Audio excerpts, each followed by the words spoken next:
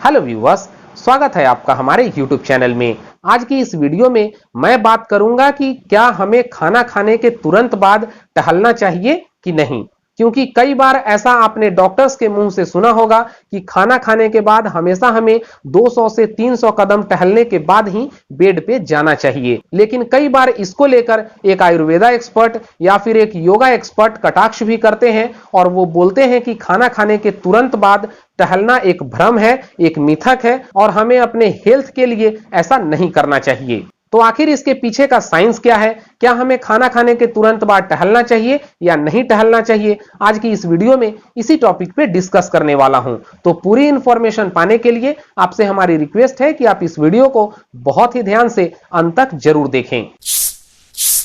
दोस्तों, खाना खाने के बाद हमें 200 से 300 कदम टहलना चाहिए, ऐसा तो कई बार आपने डॉक्टर से या हेल्थ एक्सपर्ट से जरूर सुना होगा। लेकिन अगर यह सवाल कहीं से उठी है कि खाना खाने के तुरंत बाद हमें बिल्कुल भी नहीं टहलना चाहिए, तो चलिए इस कंफ्यूजन को भी हम दूर कर लेते हैं। लेकिन इससे पहले हमें यह जानना होगा कि हमारा शरीर आखिर काम कैसे करता है। तो मैं आपको बता दूं कि जब कभी भी हमारे शरीर का कोई बॉडी पोर्शन ज्यादा एक्टिव होता है तो ऐसे समय में हमारे उस बॉडी पोर्शन को ज्यादा मात्रा में ऑक्सीजन और न्यूट्रिएंट्स की जरूरी होती है और इसका रिस्पॉन्सिबिलिटी ब्लड पे होता है, क्योंकि ब्लड के थ्रू ही हमारे उस बॉडी ऑर्गन को ऑक्सीजन और न्यूट्रिएंट्स का सप्लाई मिलता है।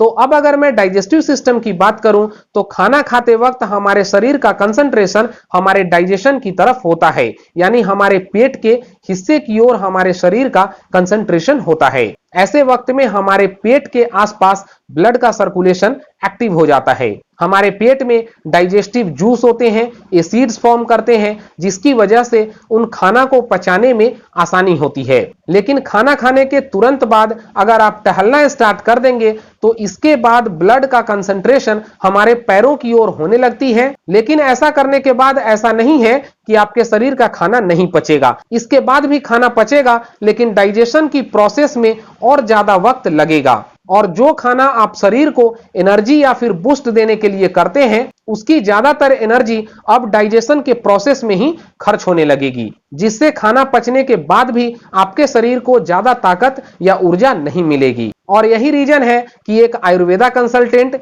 या एक योगा एक्सपर्ट कभी भी खाना खाने के तुरंत बाद टहलने की सलाह नहीं देते हैं। तो अब सवाल आता है कि खाना खाने के तुरंत बाद क्या हमें बिस्तर पे जाकर लेट जाना चाहिए, हमें टहलना चाहिए कि नहीं? तो मैं आपको बता दूं कि हमें खाना खाने के बाद टहलना चाहिए, लेकिन तुरंत बाद टहलना नहीं चाहिए। हमें खाना खाने के लगभग 1 घंटे बाद ही टहलना स्टार्ट करनी चाहिए। इस बीच आपको क्या करनी चाहिए, अब इस टॉपिक पे हम डिस्कस कर लेते हैं। तो इस चीज को तो ज्यादातर लोग मानते ही हैं कि खाना खाने के बाद हमें वज्रासन करना चाहिए, क्योंकि वज्रासन की मुद्रा में हमारा पैर फोल्ड हो जाता है और हमारा शरीर बहुत ही रिलैक्स अवस्था में और इस दौरान शरीर का पूरा वेट पैरों पे होता है। लेकिन ऐसा करने के पीछे भी वही साइंस है जो इस वीडियो में हमने पहले डिस्कस किया है, क्योंकि इस मुद्रा में बैठने से पैरों की तरफ ब्लड का सर्कुलेशन जो है वो कम हो जाता है और तब ब्लड का कंसंट्रेशन हमारे डाइजेस्टिव सिस्टम की तरफ होती है। तो इसीलिए खाना खाने के बाद वज्रासन की क्रिया में बैठने की सलाह दी जाती है। लेकिन कई लोग जो इस क्रिया को पहले से नहीं करते आए हैं उनको लंबे समय तक वज्रासन की मुद्रा में बैठने में काफी दिक्कत हो सकती है।